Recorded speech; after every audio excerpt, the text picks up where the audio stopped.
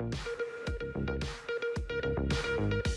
right, welcome back from that short break. The show is still Daybreak Live right here on Dominion Television, your channel of choice, where inspiration meets entertainment. All right, today's edition is a special edition as we mark 1 year of broadcasting excellence at Dominion Broadcast Group, Dominion Television right here. And we've got something really interesting for you. For the first time in over a year, the general manager at Dominion Television is right here on this seat, Daybreak Live. We started this together, and definitely we are bringing you a bit of what you are missing on Daybreak Live.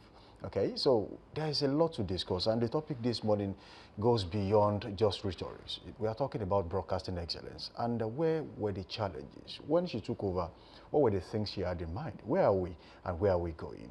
And to join us to unpack all of that and unwrap all of that this morning is the General Manager, Dominion Television, Ronke Giwa-Onafuwa. And not to forget that Oluwayemi Adelakun is also on set with me. Yeah, I'm glad to be here. Hello. Very good to be here. Oh my goodness. Well, you are not alien to the seat anyway. Exactly. I'm the OG. The only difference is that the background is different. Exactly. Absolutely. So good to be here. I'm one of your biggest fans. Let me just say that of you three and Oluwayemi as well. Every morning I wake up with you guys, you know, and I watch you, and I just want to say well done. Thank you very much for just navigating conversations that we need to hear, and just piloting conversations that really help to set the agenda for the nation. Thank you for being on our team, and I'm super proud of you both. Yeah, and it's an honor to have excellence join us on set at this point. Absolutely. Thank you. Yeah. So, there's a big question I want to ask you this morning. When you took over as General Manager of Dominion Television, you had goals, you had aims, you had aspirations, you had things you had in mind. So, when they called you to be the GM, what was running through your mind? Well, I mean, I like to laugh at myself a lot, because I feel life isn't too serious. I mean, I've had accusations of she doesn't know what she's doing, and I still get it till today, and it's true, I really didn't know what I was doing when I, took this offer. I've always wanted to do television. I've done radio for over 16 years, wow. But if you check my social media, I'm constantly always doing a podcast, or always doing, I'm always front facing. And I would like to say, even as a radio person, I was one of the first to start kind of vlogging here in Ibadan as a broadcaster. And because my heart has always been for television, I've always admired people like Fumi Yoda and stuff like that. So when this call came, when the CEO, Dr. Femi Adefila, called me, I actually thought he was calling me for radio. But then he said, no, I'm going to change your trajectory. I'm going to make you GM television. I didn't know anything about television except that I've always watched TV. I've always loved to watch TV, and I know what I want to see as an audience. And I think that's my biggest weapon, or my biggest skill for this space. The fact that I've been such an ardent consumer of television. So when I got here, I really knew what I wanted to see on TV. But hey, alas, like everybody keeps saying, I really didn't know anything about the back end of television. I just knew I wanted to build a great team. I knew I wanted to, build content that people would love to watch. And that's what I went with, to be honest. And 1 year later, we built such amazing content. We have such a fantastic team, and I watch like an audience sometimes, and I'm actually really proud of it. Excellent. Yeah. So, let me ask this question as well. There are primary roles of a media outlet, to inform, to educate, and entertain. And I want to believe that when we started, we had vision, we had mission. How well are we fulfilling, those roles? Very well, I would say. I still see people who say, you guys are just a year. You guys are just a year. And for me, that signifies that we're doing something.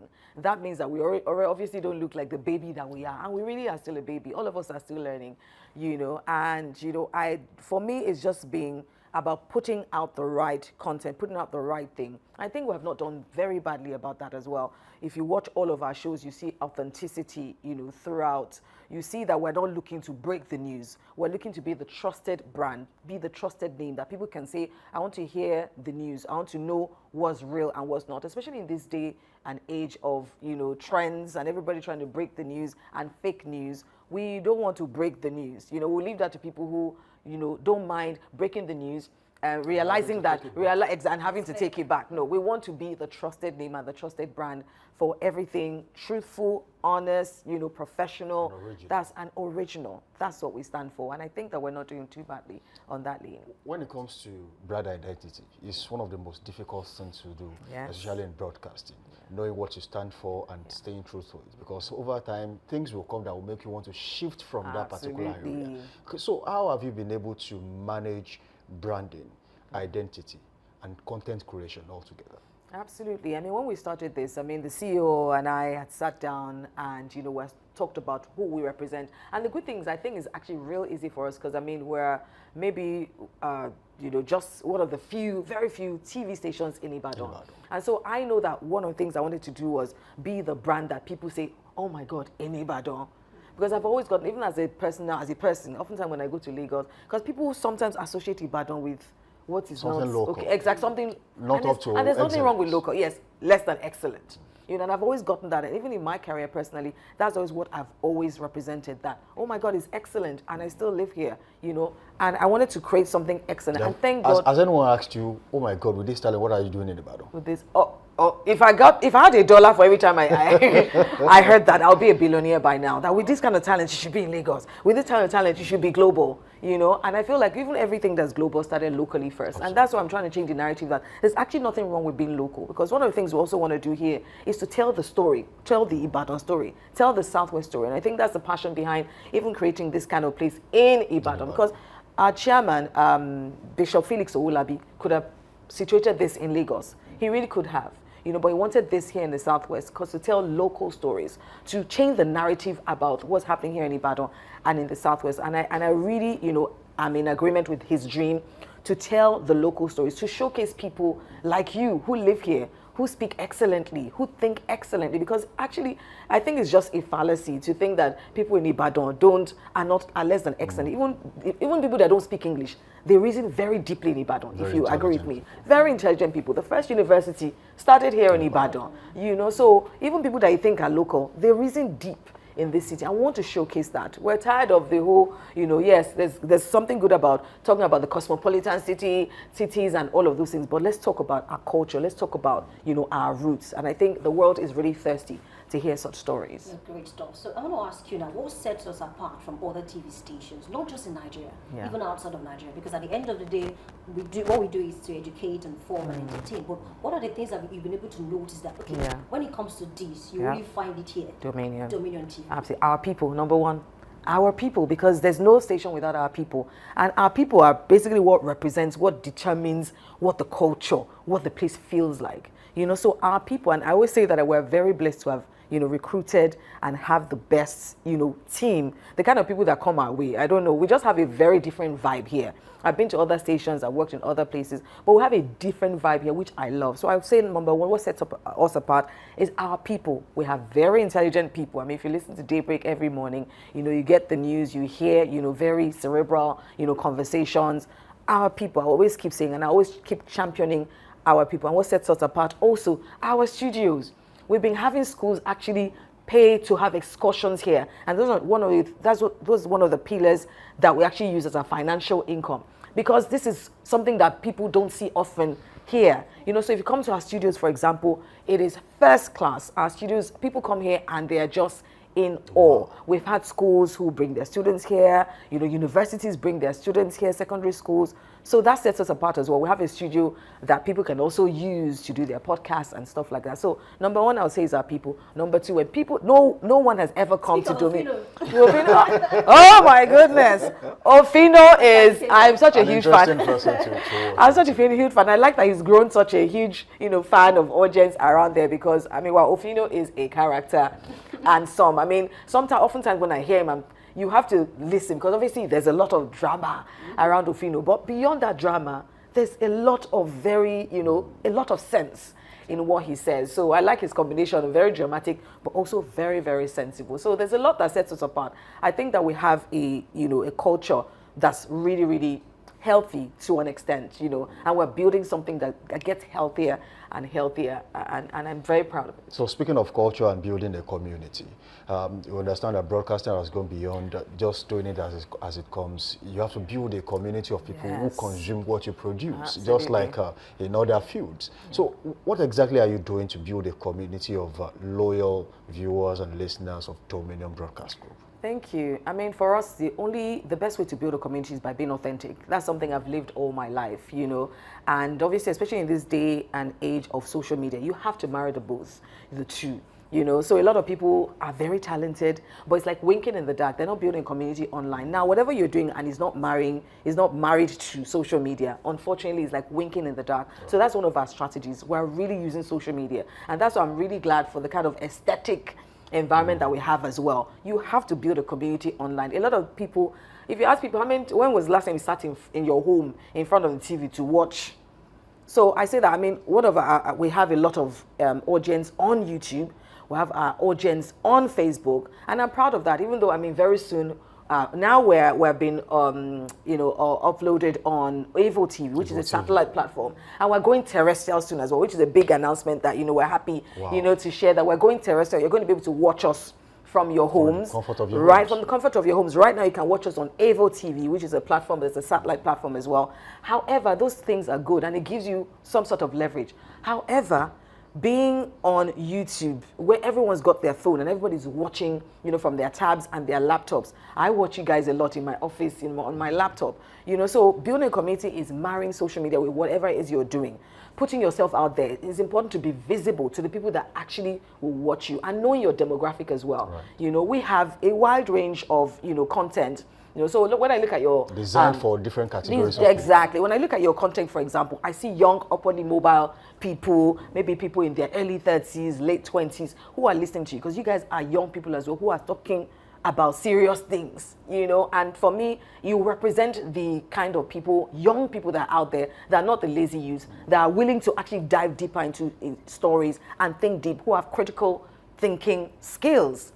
You know, so you represent that. When people say, oh, the young people in Nigeria, they don't read, they don't know. You can't do the kind of shows you do without reading. Right. You know, so you represent this generation of youth, and the other side, you know, that people need to see more.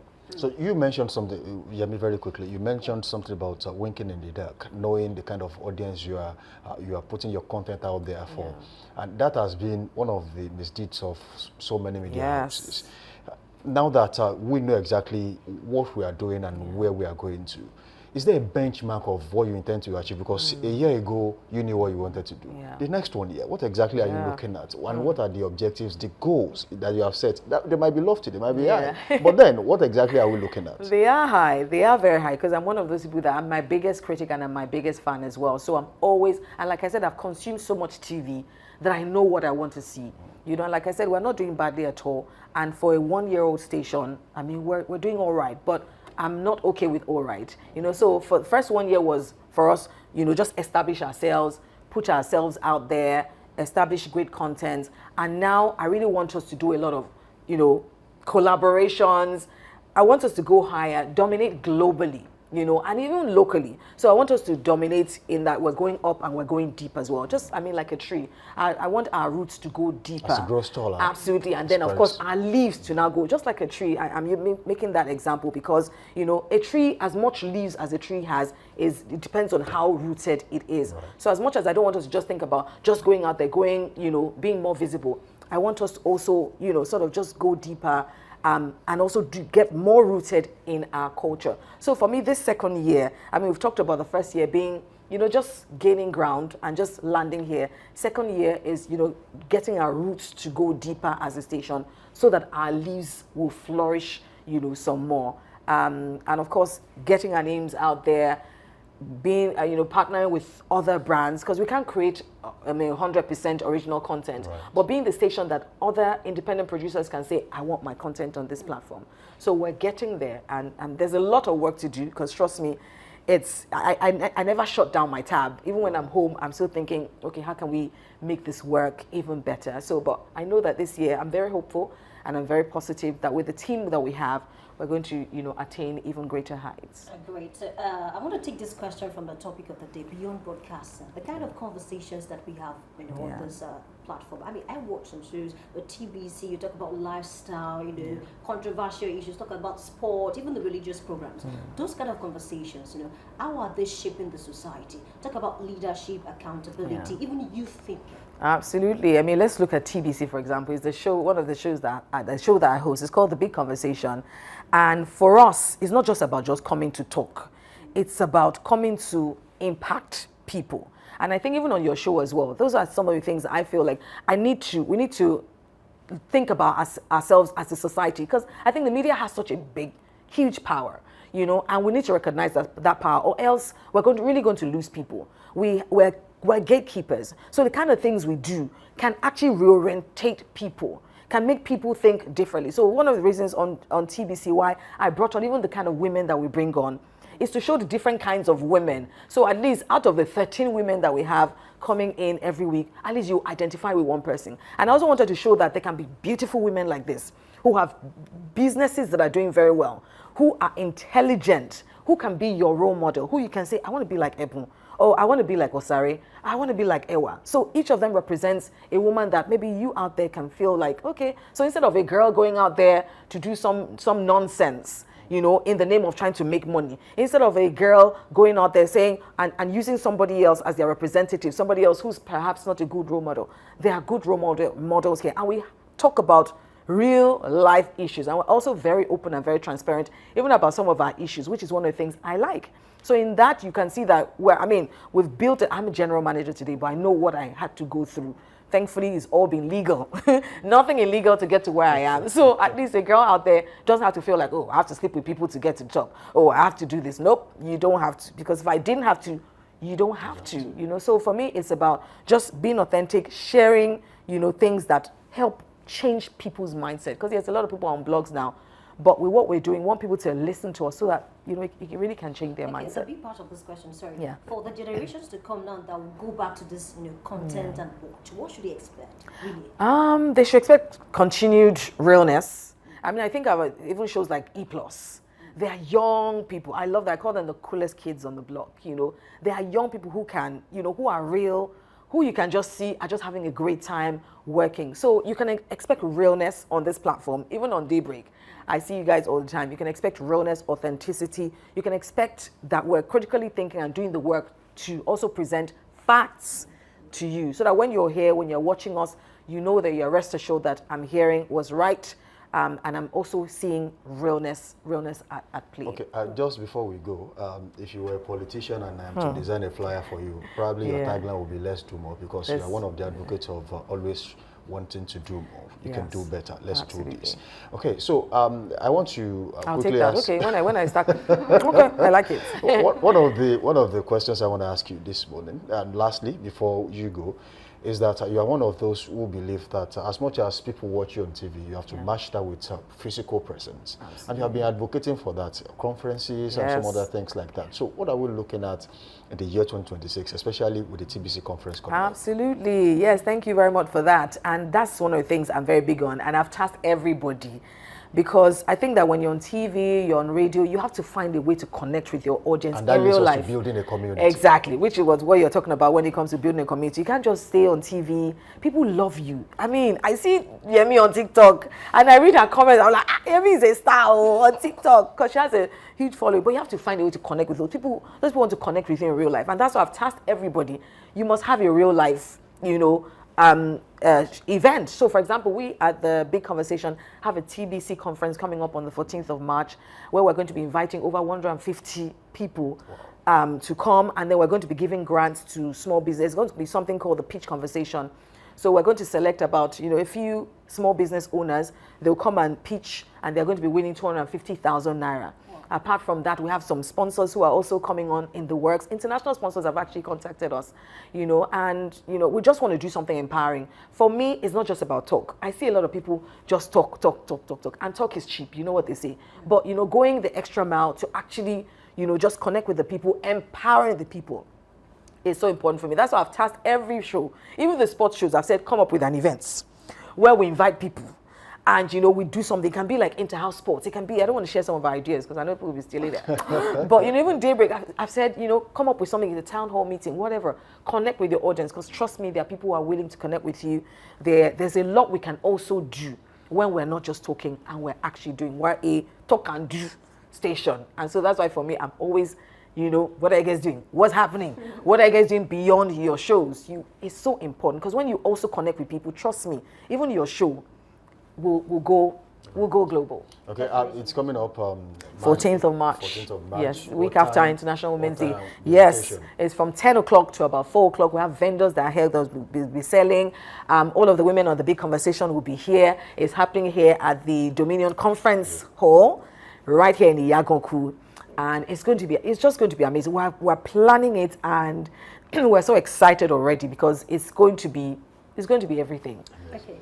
So from what I know about you, you like to envision.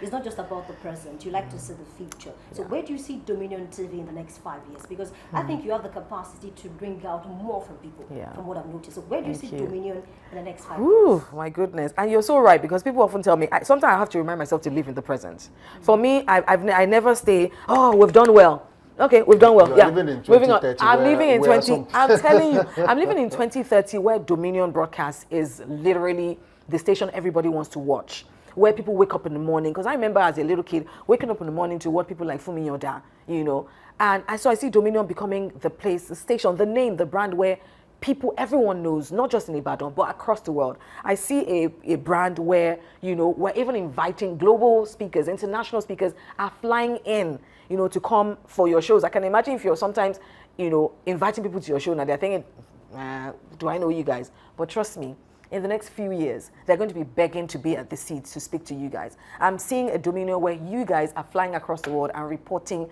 internationally. I'm seeing a Dominion where, you know, we're partnering with global organizations. We're attending the UN events. We're attending global sports events.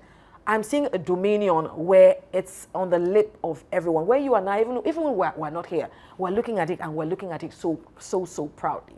I see a Dominion that's definitely going to reach the world, and I'm really excited. Just my final question before you leave, before you go now. You are a strong authority when it comes to broadcasting. I mean, a veteran with decades of experience. So how can you advise people? For instance, now every Nigerian with a phone is a broadcaster. Now. What we are saying, how can broadcasters stay relevant in an age where every single Nigerian with a phone is a broadcaster? I mean, it's a real problem now. It's a real problem, and of course, because you know, I feel like people, maybe because of the short content we consume, people are much shallower. So you find where people will say, I don't want to listen to a 2-hour program that will really help you grow as a critical thing. I'd rather listen to one TikToker who is probably, they're not sure where their news is from. You know, so I would say broadcasters must not get intimidated or must realize the power.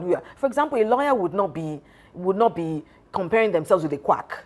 So as broadcasters, we are broadcasters. We continue to do the right thing even when everybody's going left.